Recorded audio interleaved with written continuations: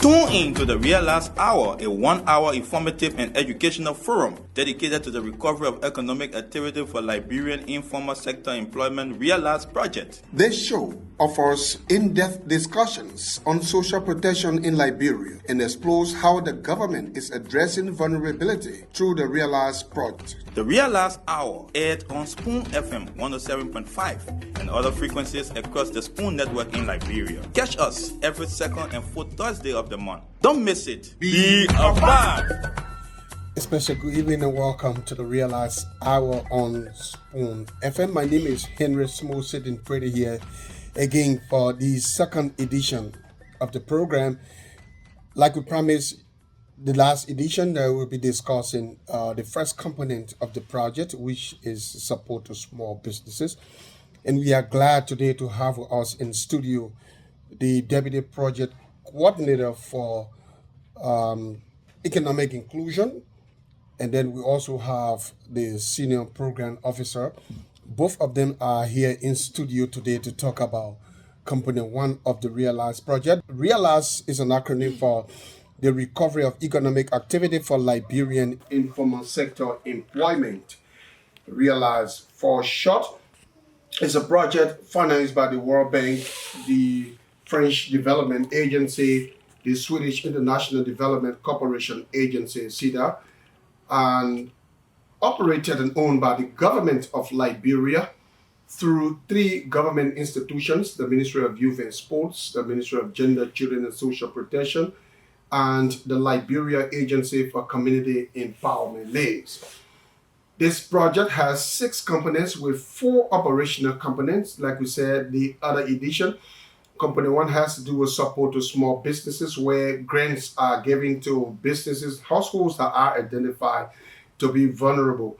And this came in right after the Ebola crisis. We have Component 2, which has to do with community work. That's labor-intensive public works. It supports temporary employment, and we'll be talking about that in the next edition of our program. We also have our Component 3, which has to do with program management and cooperation and coordination.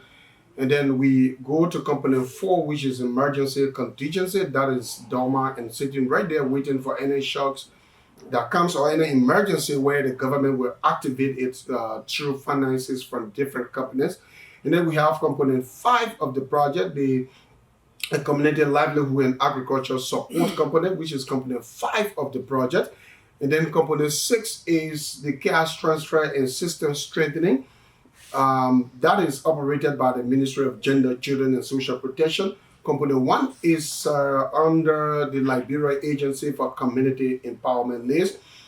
And then the component 5 is operated by the same Liberia Agency for Community Empowerment.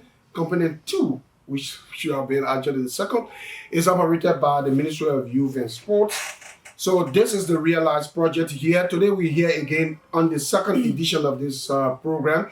My name is Henry Small. So we now turn over to our well-prepared guests who are going to again introduce themselves. Then we start the ball rolling. Madam is here.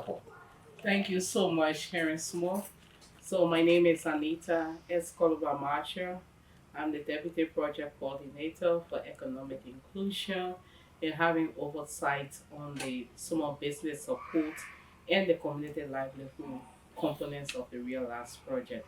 It is my pleasure to be on this Realize Hour to inform the public on our activities and how the Realize Project is contributing to social protection activities and working to build the resilience of poor and vulnerable households in the informal sector. I'm glad to be on this show. Okay, so my name is Jerry Gould, and I'm the Senior Program Officer for the Realize Project, and the key and focal person for the labor-intensive public work component on the Ministry of Youth and Sports. I'm here today to support Anita because previously was the focus person for this component we are about to discuss. Thank you very much. Thank you, Mr. Gould, and welcome to both of you to the second edition of this program. We are excited that you are here today to talk about specifically Component 1 of this project, which has to do with giving grants to Liberians So to our listeners, the Realize project is active on the website at Liberia SP www.liberiasp.gov.lr, and we also have a subdomain which is the Liberia and the Realize project. Also under that particular website, by the time you click to the Liberia SP website, you go to the Realize Project website. We are also visible on Facebook, Twitter, and the YouTube channel. So we are excited to be here again to discuss the Realize Project. Madam Marsha, I know you just took over this company as a company lead. Mr. Godu is, of course, here to support you today. We want to hear from you. Where is Company One as we speak of the Realize Project? Thank you so much. So, Component 1 has a responsibility to provide grant and business training to a total of 4,450 beneficiaries in Mosorado and Mangimi counties. So, implementation is structured in 3 rounds, with each round lasting for 12 months. And so, where is Component 1 today? Of the 4,450 targeted beneficiaries, the component has provided grants and business management training along with implementation support to 3,055 beneficiaries of the targeted number of 4,450. So we have done 2 rounds of implementation and we have 1 round outstanding. So that is where Component 1 is as of today since the implementation commenced in 2021. Thank you so much for that update. Mr. Gould, you started up already in this company. You've been on it since 2021, if I'm not making a mistake. And you've been the lead. So tell me, where did you take Company One from before reaching to where Madam Marsha took over? So from our side, Component 1 was at the initial stage when we took on this component. We were supporting the then deputy, Mohammed Nansar, who was the head for this component. And when we joined this project and took on this component, we first of all started with the development of the handbooks and all the other groundworks. From there, we did the recruitment, and our first number of beneficiaries were 1,280 in round 1. Round 2, we got 1,550 beneficiaries, and that's where we ended on the first and second round of implementation. Do you remember how many communities you covered under the two rounds? On the round 1, we did 15 communities. That was only for Montserrat County, and for round 2, we did 23 communities. That was 20 in Montserrat, and we have 3 in Margibi County. Okay. So is it the same procedure that you did to get your beneficiaries? Is it the same procedure now we're going? So Realize Project has a standardized recruitment procedures. So all of our recruitment procedures start first with community consultation. So we have 3 levels of consultations. We have the county, we go to the district, and then we do community level consultation. At the community level consultation is where we spend most of the time because it's where the actual implementation operations are carried out. So there we try to encourage all of the community members to participate in the Realize project. We explain the project implementation procedures, the operations, the benefits, and how they can get involved in the entire recruitment process. So the same implementation modalities that were done in round 1, round 2 with the consultation, the on-demand targeting. When we say on-demand targeting, there's an approach where we give everyone the opportunity to participate. So we have a recruitment center, and interested individuals can walk to the center, pre-registered, answer standardized questions, and then following that we go through the eligibility and we post the list. So it is an on-demand process that I put everyone the opportunity to be a beneficiary under the small business. So what do you component. do first before going to ticketing, before doing the selection? So we first identify the communities that we received from Legis. And after we identify the communities, So before you go into any community, Legis has to help you to identify. so yes, so we got Why the- is it so? It is so because Legis have already mapped out the poor and vulnerable communities, because real life take into consideration slum communities, take into consideration communities that are poor and vulnerable. So we have that complete or comprehensive list from Legis that we use for our implementation. So it is important that we have this list so that we don't exclude communities that should benefit, and then we don't want to be prejudicial. So the essence of having the list, working with the government institution that is responsible for statistics, so we use that list from Legis. That's when they have all of the geomap information. Okay. So once we receive the list from Legis, which we got in round one, we use that list to get our principal. Like you said, the Liberian Agency for Community Empowerment is the lead institution for this component. So we have the executive director that also peruse the list and approve the list. Based upon his approval, then we write the community that we are going to do community consultation. That is the first stage. So Do community. you do the consultation with the entire community So or we do the consultation with the entire community leadership and residents, because we do not want to have. How do you get everybody together for the consultation? So we write letter. We do follow up. But everybody comes at the same time? So we write letter to the community leadership stating that we want to have community consultation. And then we do follow-up call to make sure that the information is given. You know, normally the community comprises various blocks. And each community has block leaders. So we make sure that we have multiple copies of the communication so that it reaches all members of the community. So at the end of the letter, then we have the consultation. We have both the leadership and then we have the community residents.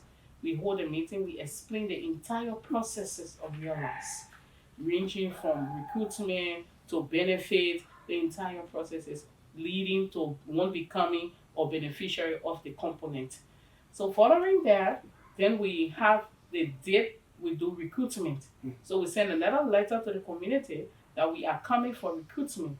The date is also mentioned and the venue is mentioned. So we clearly communicate with the residents and the leadership, so there is no misinformation on, or we don't know where the recruitment is going to be held. So they are all stated in the communication. So there are two communications we send to the community, one for community consultation and the other one for recruitment.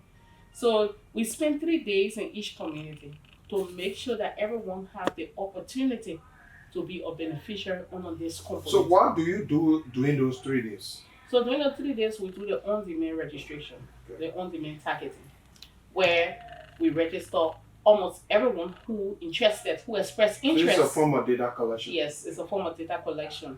So we register them for 3 days because we know sometimes people have different activities, right? So we do not do one day. They wouldn't afford people the opportunity to participate.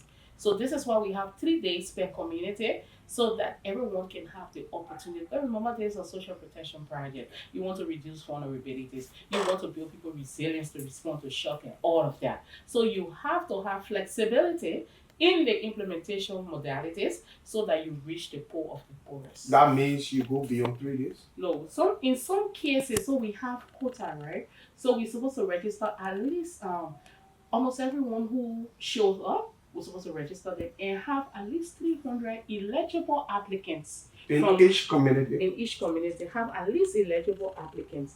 Though we have set 3 days per community for registration, but when we have exhausted the 3 days and we did not reach at least 300 eligible, we go additional days so that we'll be able to reach the 300, at least 300. How many persons you want from the community that you have to make 300 persons to register?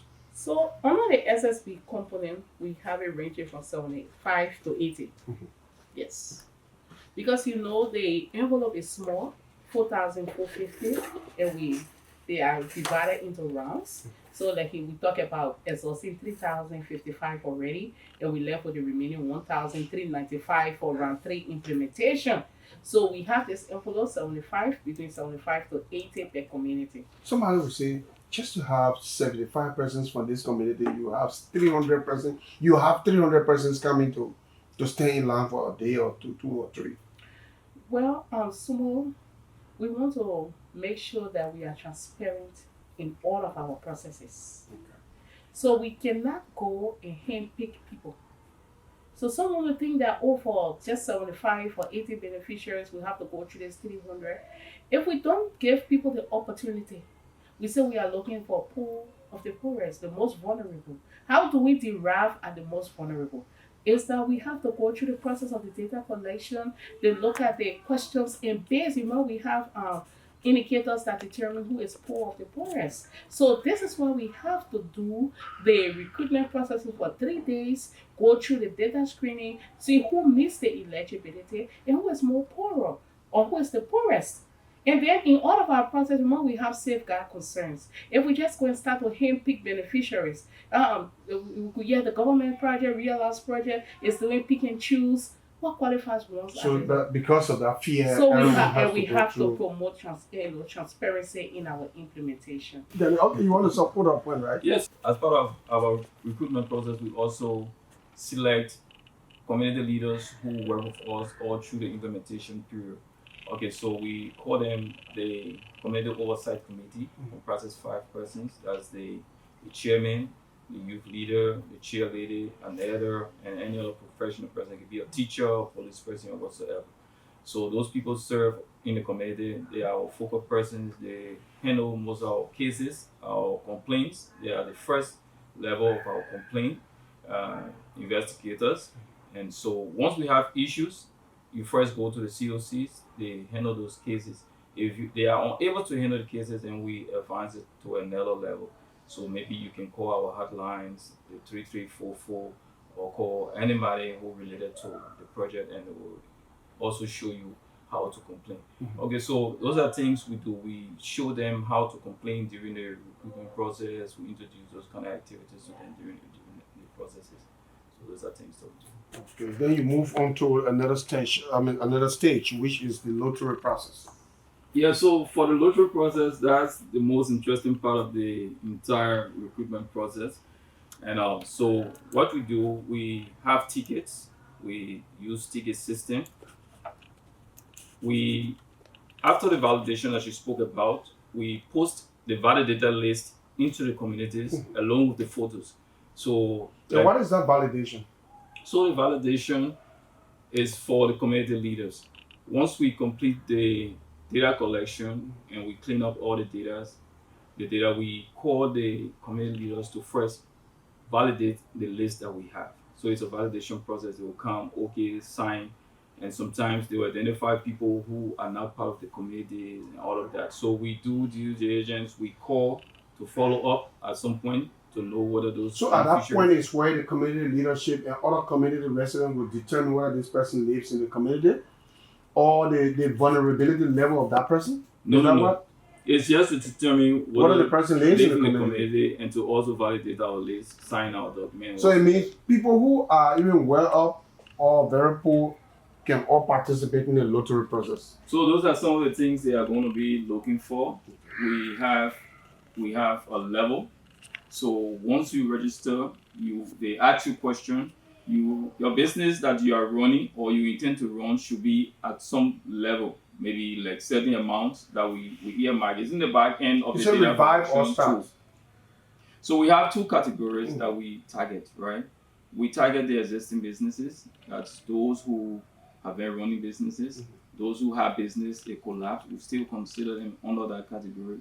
Then for the new business, we have those who have not started business before and has intention to run a business. So once we validated the list, we post the pictures along with names in the communities. So it's another form of validation. In case maybe a member of the community also identifies somebody who does not fit the criteria, they can also call our hotline or inform us, and we can verify and see how we can exclude that person from the list. So it's another form of verification. That's the community level. So once we post the list in the community, we have to post the list not less than 5 days in the communities after the validation. So after the period we post the list, there's a specific day that we call all applicants who are on the list, who names are posted up, to come for the lottery process. In the morning of the lottery process, the day of the lottery, we collect attendance. Okay, we have this data tool that your name is preloaded already. So once you come, we have photo books, we verify you, we send you in so that you can be given the ticket. So they will give you a ticket with the stuff. You fold the two sections of the ticket, so you cut the ticket, fold the bigger section, the bigger portion, and put it into the bucket. Okay, we always have transparent buckets. We have the male bucket and the female bucket. So all male put their tickets in the male bucket with their name on it, written on it, and the female also do the same. So once we've completed the attendance and the putting of tickets in the bucket, we have quotas per community. And normally we do 50% male and 50% female. Okay, but when it comes to the small business, we do our quota based on attendance. Okay, so the percentage of women that came in on that day will be the number of beneficiaries that will be selected from the female bucket. Please explain that. So if we have more female coming, right, which means we'll be selecting more female from the bucket. If we have less male that show up, who fill the who attract on the attendance sheet, which means we'll have less male who will be taken from the bucket. But the total going to be the number of quota that we intend to have. So for this round, we're doing like 75, right? 78 per community. So we're doing 78 in Monserrato and we're doing 75 in Maggie. So this 78 that we're going to, it's not going to be 50-50. We're not going to be. You're going to have more women than. So it depends. If the men show up more, then we'll have more men than the women. Now we're coming to the street parts. We've done the selection, we've done the validation. Right after the selection, everything is clean. Where do we move? So after the selection, we have our total of 75 or 78 or 80 beneficiaries in that range. Now we call them our beneficiaries, right? Then what is next now? The service provider, this component is being run, the day-to-day implementation of this component is run by the service provider that the Realize Project hired and gave her a period of 1-year contract to provide business grants, to supervise monitor the business grant, that's one, to also conduct the business training and also provide the follow-up support to these beneficiaries. Before you are giving the money, you go through some training. Yes. What are Kenny does for one? So we have two categories of beneficiaries, like he said, the existing business and also new business, right? So before they receive a total business grant of $900, which is paid. Wow, $900. Yes. So before they receive a total business grant of $900 for free. For free. So remember the objective of the project is to provide grant support to poor and vulnerable persons in the informal sector to either revive their business or to start new business. So it cannot be attachment there again. It's for free. So the $900 is paid twice. So it's $450. Now, before getting the first $450, if for the new business, the category of new business, they will have to go through a business management training for 15 days. 15 days. And at the end of the 15 days, they also develop a business proposal to tell Realize Project what they want to start, what business they want to do. So that is first the requirements for the first $450. So they have to attend the 15 days training and develop the business proposal. When that is done, the Realize Project transfer the $450 via mobile money to them, each individual.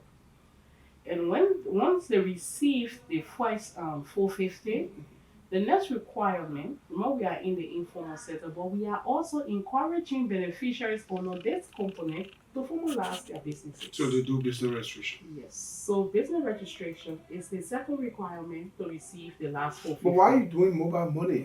Mobile money will have to subtract some money from the people. Why can't get the people cash into their hands? So the Realize project is also responsible for the cash out fee.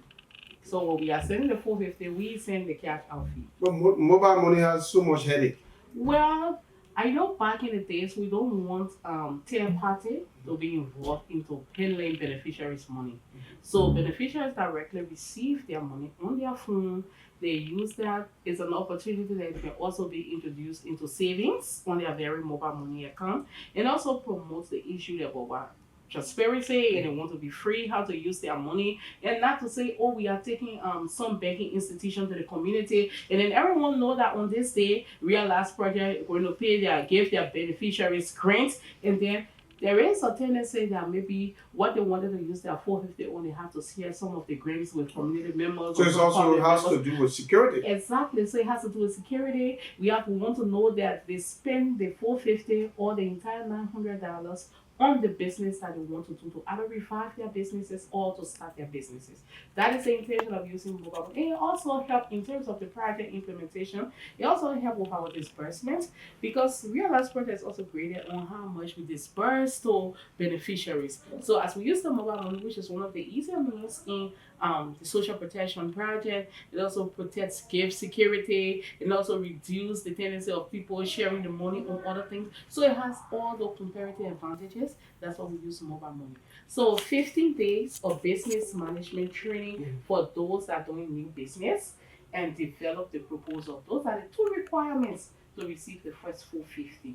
And over a period of time, after you receive the 450, like within 6 months, we expect you to register your business, and then you receive the second 450. So that's just the requirement for the $900. You have to be satisfied with what they did with the first 450 before you send the money.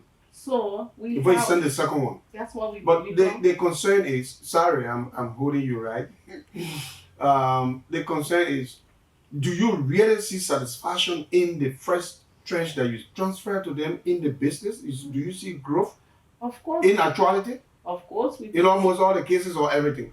Of course we do see satisfactorily operations in their businesses, and that is why our MAE data, our monitoring data from the service provider, and also some cash, or what should I say, some spot check from the PMT shows that beneficiaries are in businesses and they are not using the money in the negative, because we do have negative meanings.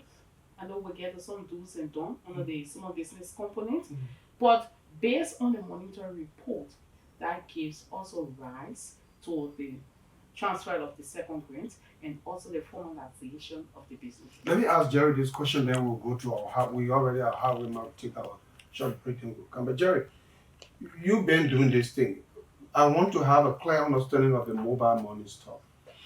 Have you had some tension, some issue, people SIM card lost, they didn't get the money back? Do you give them SIM card? How do they go about getting that money if anything happens along the way? So we let you say we have our service providers in the field, our service providers staff that are in the field who are working every day, and they are with the beneficiaries. Okay, so once we have those issues in the field, like missing SIM cards, they are there to encourage them to retrieve their SIM. So what we do during the mobile money registration is that once we collect the numbers from them, we send these numbers to Lone Star for verification to ensure that the names that we have on our payroll is the same name that Lone Star has in the system. So once we complete that verification, we ensure that all the beneficiaries that we have, they have the same names that they have on the same and it's on our payroll. Then we transfer the money. So that's the first phase. So even when between the time that we transfer the first and the second grant, if you have missing SIM, they report them to us. Or one thing we don't really encourage is the change of numbers. So once you misplace your SIM, you have to retrieve that SIM and have the same number. Okay. So why can't you replace my first number with the number I want to use? No, for audit purpose, we want to stay on that track, right? We don't want to have one number coming this payment for the first payment and another number coming for the second payment. We don't want to have that. Oh, you are audited as well. Yeah, we have been audited. Who audits you? GSC does the audit. Okay, that's good. So you are listening to the Realize Hour on Spoon FM. We're here in Congo Town. My name is Henry Smooth. Today I'm hosting Mr. Jerry Godu and Mrs. Anita Marsha. Mrs. Marsha is the Deputy Project Coordinator for Economic Inclusion, and Mr. Jerry Godu is the Senior Program Officer. He previously headed this component that we are discussing today, Component 1 of the project. And he had been the focal person for a very long time. Mrs. Marsha is now the head for this component, the focal person, and the class component. So she has now the headache of $900. I want to understand, how did you even manage to derive or giving somebody $900? I'm talking about 900 American money. So thank you so much. This is not something for joke. How did you have that amount? Thank you so much. So Realize Project is a continuation of the Youth Opportunities Project that ended September 30th, 2021. So when we started the small business support under the Youth Opportunities Project, we tried different rounds of implementation.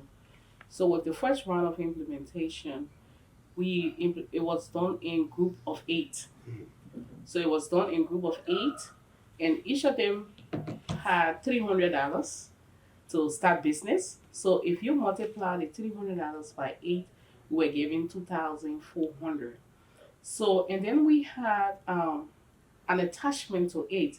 So you have to rent space, buy the goods you want to sell, and then other logistical means. So we funded the project funded after some ME data and some feedback survey, found out that $300 was infinitesimal to running a business to really receive or get the result, the anticipated result.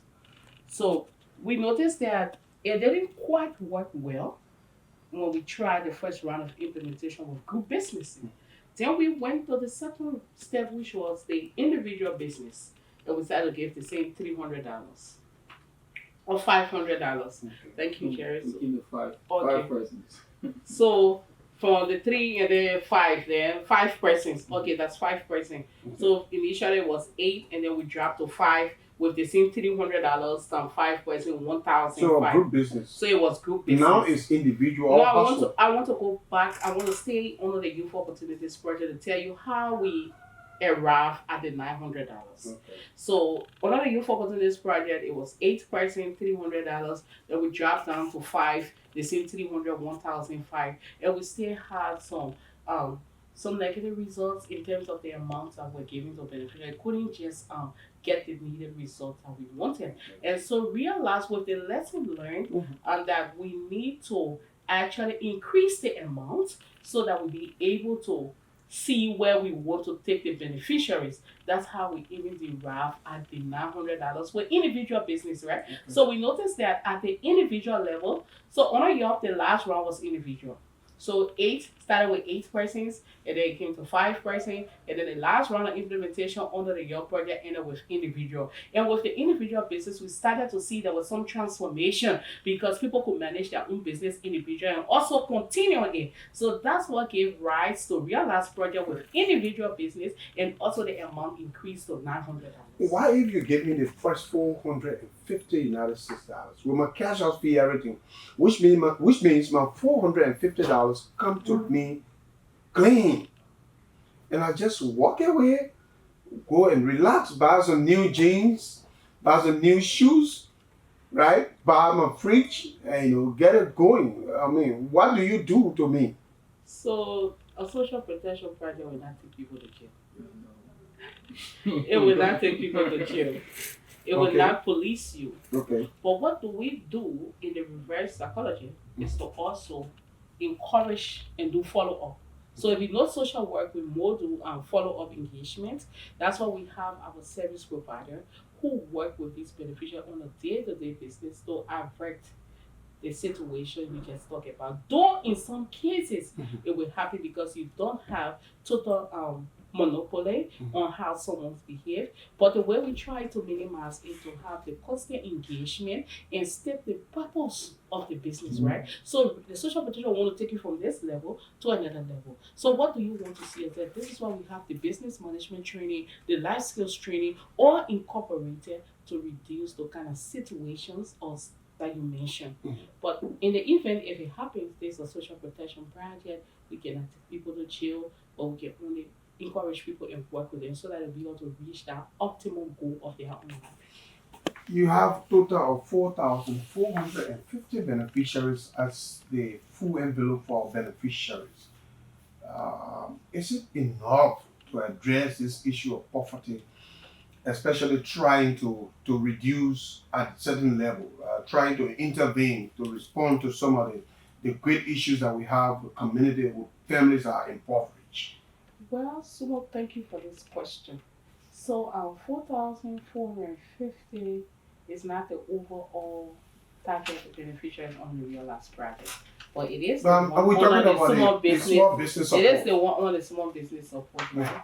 We know there will always be greater need, but projects don't always have the bigger support. There is always a target on what they can do and what they can do. So I know Realize Project wouldn't solve all of the problem in Liberia when it comes to poverty, but it's kind of a contributing to reduce poverty or also to build people capacity on how they can be able to even respond and better their own lives. So I cannot say, oh, the 4,050 is going to solve all of the problem in the Republic of Liberia, but it's going to help those poor and vulnerable communities to at least to some extent to get on their feet and move them from one level to a level where they can be able to even continue. From one level to another, Jerry, since 2021, you've been involved with this. I know sometimes you go around to walk about in some of these communities on off duty, walking. Have you observed for yourself families or businesses that were a little bit down the line and then benefited from your project and see that they've transformed? You want to give us some examples? Yeah, sure. We have businesses. We have businesses around that are doing well. Even we have businesses, people who were not in business before, Okay. but they were giving them the grant, and now they have business that they are running. There are evidence. Where are some of the communities? I want to go there tomorrow. Somebody who doubts the Realize Project wants to walk in some of these communities. We have over 50 communities now that we've worked in. Okay, like the Vartown area, West Point, Nizo, Nikutown. I mean, even in some communities, you get there, you see we do have stickers, right? So what we do under this component, I think it's unique under this component. All our beneficiaries have stickers. So on their businesses, they have these stickers with the Realize logo and the Realize name, with the community name all on the stickers. So as you go sometimes in the marketplaces, you see some of these stickers, and those are our beneficiaries who are doing well. Okay, so I've been checking behind you too as a communication person. I want to view of the businesses. One of our successful businesses that I did my own observation is there is a lady who sell full wear right before the eye clinic in 72nd, right? That lady was down. When I went in the community, I saw the sticker on the business. And I asked her, I said, so are you benefiting from the Realize Project? She said, my son. And that lady took her time to explain how to explain. I was just standing looking. And then later she asked me, why are you asking? And I didn't tell her that I was actually part of the Realize Project. And Media David is an example. If you check on our website, her picture is everywhere. She sells frozen and chicken and fish. The GSA community. Right, she has benefited. So those who are listening also have benefited, and you've transformed your life and your family's business. You want to talk to us? We'll open the line at a certain point in time. Let me have this conversation. Let me just tell you a testimony that I heard. Not even in Montserrat, right? I had an assignment in Lofa. Okay. So I came from Kulahon on my way to Vonjima. I stopped at one of the project sites. And as soon as we got down from the vehicle, there was this guy who said, "Oh, I'm in the labyrinth too. Oh, these people can dish your money. One woman ate $900 from these people." She's doing her business. She's doing well. She got $900 from this project, and she's doing well. She's in my house. I mean, as far as Lofa, we heard a testimony, about the project. So I think the project is doing well, and we hope we can have more funds to do it. We hope we can have more funding to help intervene into communities and families that are trying to make life better. So we'll be opening the line very soon. This program is operated by the Realize Project, the Recovery of Economic Activity for Liberian Informal Sector Employment. Realize Project is the government of Liberia owned project managed by the Ministry of Youth and Sports, the Ministry of Gender, Children, Social Protection, and the Liberia Agency for Community Empowerment. So we will give you the opportunity to call. If you have questions, we'll write down your question. If you want to say something about the project, just be short in less than 45 seconds so that we'll respond to it. The numbers are 0777 771 075. 0777 771 075. Do we have a call? Okay. Hello? Hello? You live? Your name and where you come from? Cotton Tree is somewhere near Habel. Yes, I want to ask a question and also make a recommendation. Okay. Yeah, my question is, those went through the process for the local and they were not successful. What plan do you have for we incorporate those people for your safety? They doing so that they can re-register one. And my recommendation is, let's go to business. I don't think it will be very well for the community and the population. Listen, we have some people there who are not business, who are not able to do business at all. So what is the recommendation? What you want for us to do with people? And what are their business? So they are actually in need. They are not successful because of the local the way that you will have a special student view to want to and get the money that will be. Then where do we take the money from if we, hello? Yeah. If we keep the cotton tree, we already have 75 persons, for example. And where do we take the money from to give to the other people that you believe they are really struggling and they need money?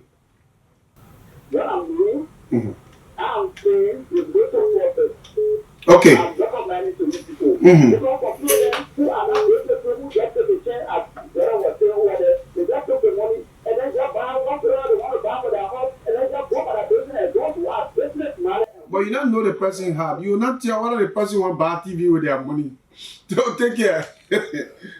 Hello? Good evening. Good evening. You live. Your name and where you come from? I join you from FP Shakwa. Okay. I just tuning in and I was following. So thanks to the Realize Project, but I want to know because I'm interested from what I'm hearing. I want to know how can one benefit because I own and run a all-hand skills vocational school on the NPE. Okay. Yes, hello. Your name? Yes, my name is Roland. I'm calling from FBA Junction. Okay. Yes, I thank God for our people in Kudu. They take our name, they filter, and by the grace of God, we are better. I was today, I'm picture in that person. So they certainly told us that the people there end up from today, the head will should not procure that to go through the process.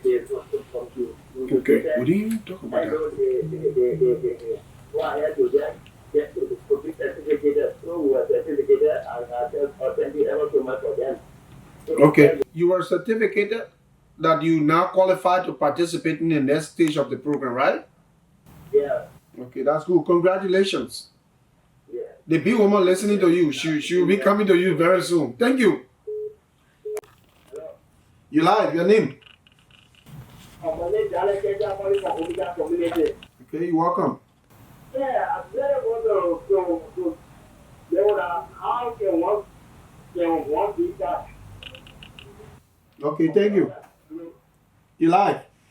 Yeah, I'm talking to the three Jamaican stories. Okay. I'm not saying my brother to thinking for my question is my name come up. Well, my first name and my photo appear my first name is Chief. You say it's for which community? Just the two, Okay. Your name came up, right? You say your last name and what? yeah, my first name is Johnson. It's Chief of Lupe. Oh, Johnson Cheese or Lucy. Yeah, my first name is Chief, so my last name is there, and my photo is there. Okay, your photo is attached to Lucy. Is that what you mean? I hope you got that. I didn't get it very clear. Hello? You stay on the line? If you're listening and you have issue, please call 3344. That's the GRM line. It will help you to respond to your concern. Yeah, hello? Yeah, Mm-hmm. two. Mr. Tu, you're welcome. Calling from DC. Okay. Hello? You're live, Mr. Tu. Dixville has already benefited from the project. Yeah, well, we benefited from we took actually we play a game, we play with the local. Okay. Last one, we play last one. Okay, yeah, Dixville. Then we started from Okay. what we got. Okay, the big woman listening to you. Thank you. Hello? We're listening to you. We're taking the point down. Are you asking question when we're starting in Dixville?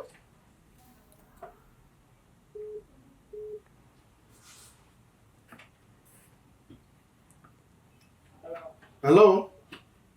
Yeah. Mm-hmm. Hello? You live. Call your name and where you call from. We don't know where Okay. I want to do this, so why you so I just go. Go ahead, please. Yeah. Why you so come to outside now? He wants to know whether they realize SSB components in Bureau. Yes, it's in Bureau. So Okay. this round of implementation, you have the Bureau side also POA. POA captured, yeah. Why are you And- not going to hear the view? So besides the SSB component, you also have the LRPW also around the Bureau of in. So someone was talking about Dixville that they played a Lotto last month. So that is also honor component too. Okay. So of course we have Okay, so the Lotto there was for component 2. yes. Okay. That was for component 2 because for this round, the last round of SSB, we haven't done the Lotto. Okay. So when any community talk about Lotto, that is component 2 that was completed last month. So all of those listening and you play Lotto recently for the community works component of the project, not the business, not the small business support. So there are other things. So for Dixville again, we also implemented the small business in Dixville for round 2. So we've already completed for round 2 in Dixville. So we are doing the second component in Dixville. So Dixville is benefiting 2 components right now. And somebody said that this guy called from the FDA area, but I think he's from the Do Estate community because that's where we have the LIPW. We conducted the lottery process already for LIPW in that area. So for the FDA community, it's still pending. We're supposed to be doing. I think we completed the validation this week, and so maybe beginning next week we'll start doing the lottery in those communities where we did the small businesses. So all those who have not done a lottery yet, beginning next week we'll send a schedule to your communities, informing you, and the list will be posted with the photos beginning next week, and you will know if you are going to be benefiting from this project. So I think somebody asked why we were going to the area. Yeah. Like we said, what informed our decision to go into participating communities?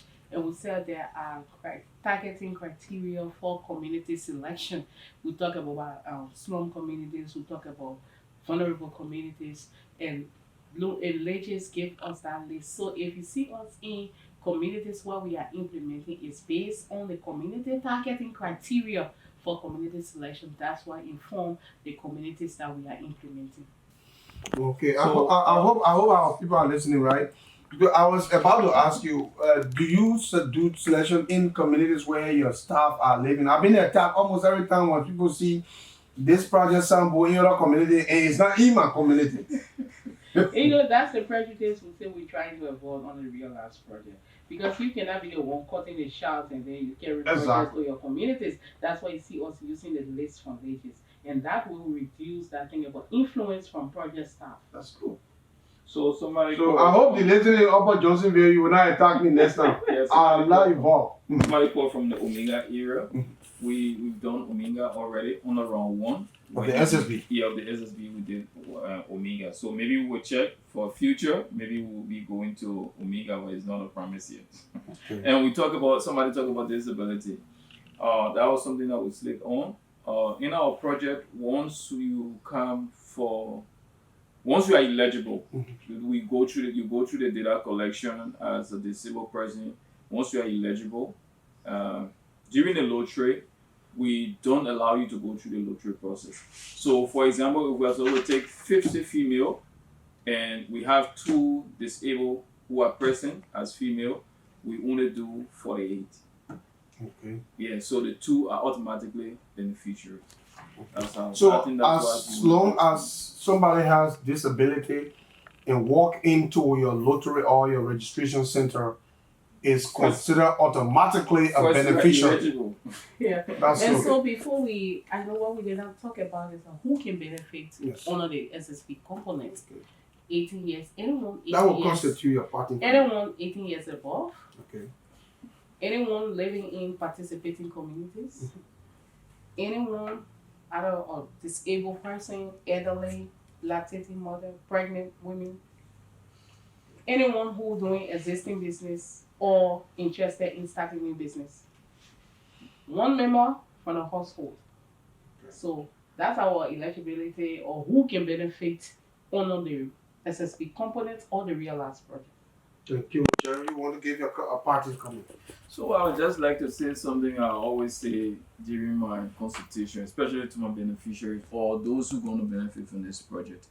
We have something like, bro, so when somebody's scratching your back, washing your back, try to wash your stomach, right? So these things don't come often, right? People don't give this kind of amount, to people often.